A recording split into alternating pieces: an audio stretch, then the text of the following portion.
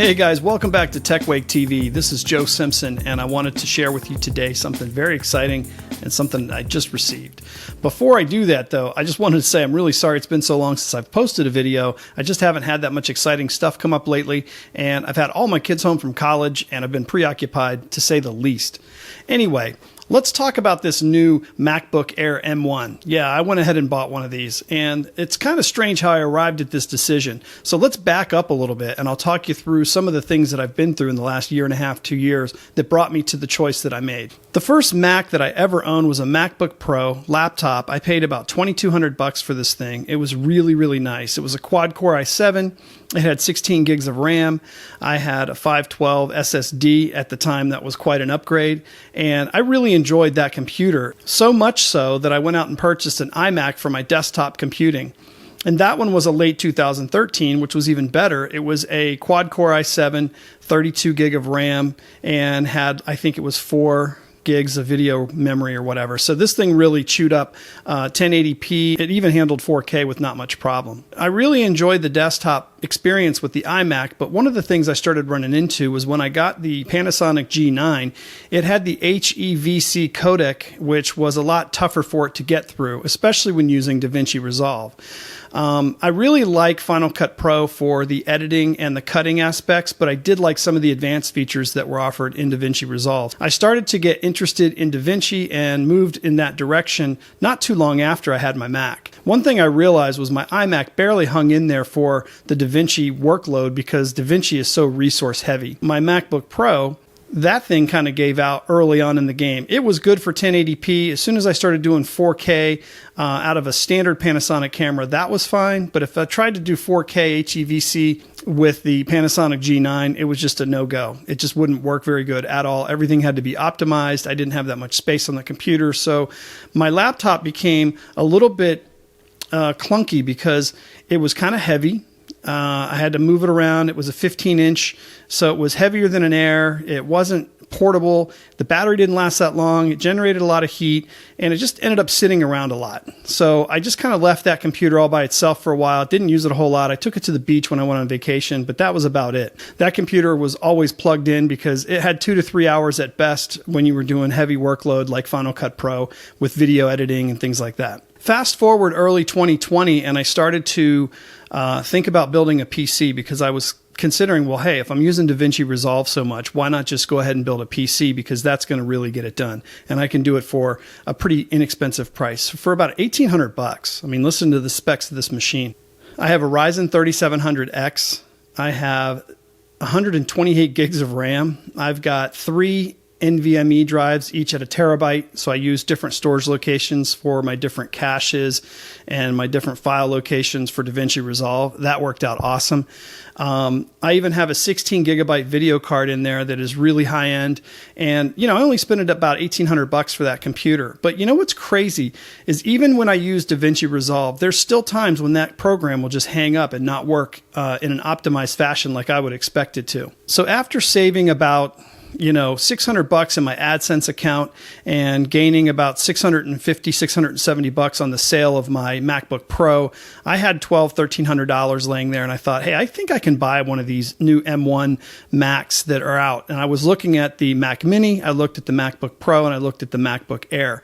And I really tossed and turned about what I wanted to do, and I kind of wanted to get back to that desktop experience because I did love using my iMac so much.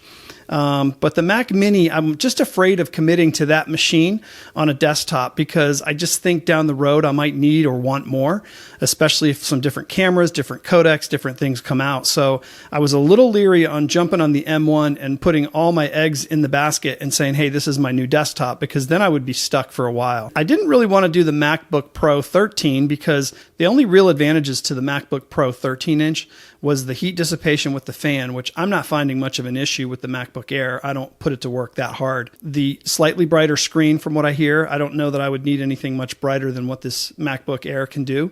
The touch bar, and maybe a smidge more in battery life because the case can hold a little bit more battery. But I didn't think it was worth the extra price just to get that. So what I did was I went ahead and I looked at the 2 MacBook Airs, and I decided to go with the one that has 8-core GPU and the 8-core CPU.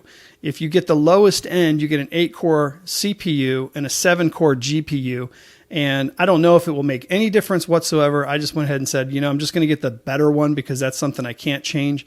And the one upgrade I would recommend that you all do is probably just go from the 8 to 16 if you can afford it. From everything that I've seen, it doesn't really make that much of a difference from performance, but you never know what you're going to need down the road. So I say, hey, a little bit more never hurts. Plus, that's something you can never change. So I went ahead and did the 8 gig to 16 gig upgrade.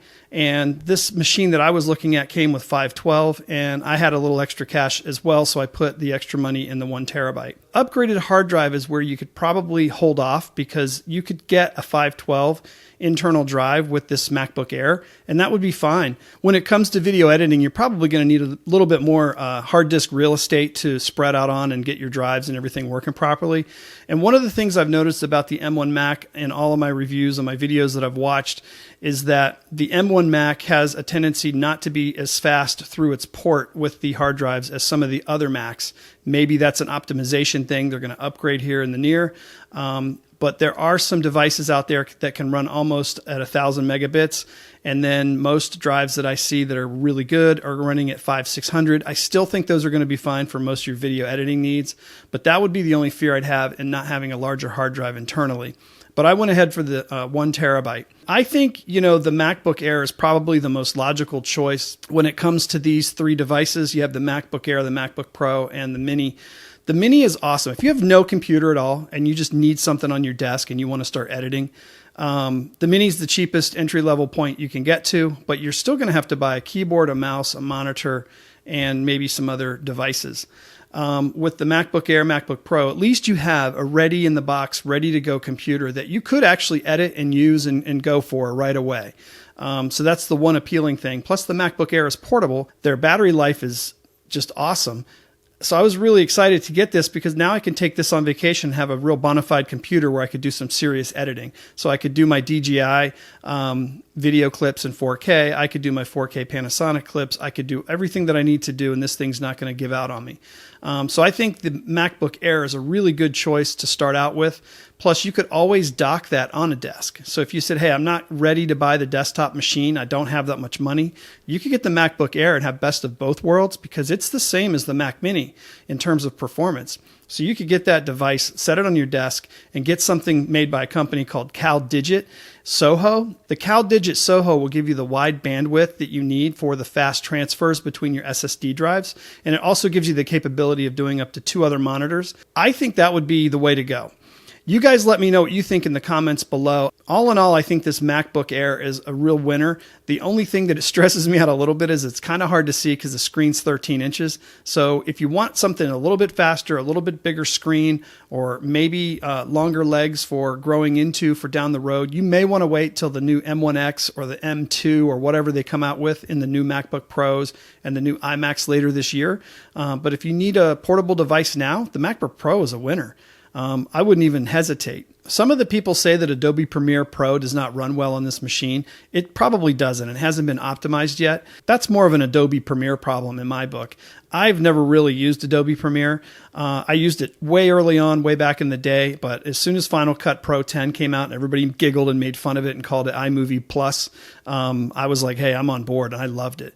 Ever since then, the Final Cut Pro 10 graduation to the DaVinci Resolve format just felt natural. So I'm not missing a thing, not using Adobe Premiere, but if that's your program and that's your software and you're just married to it, you might want to wait until the optimization gets a little bit better for that one.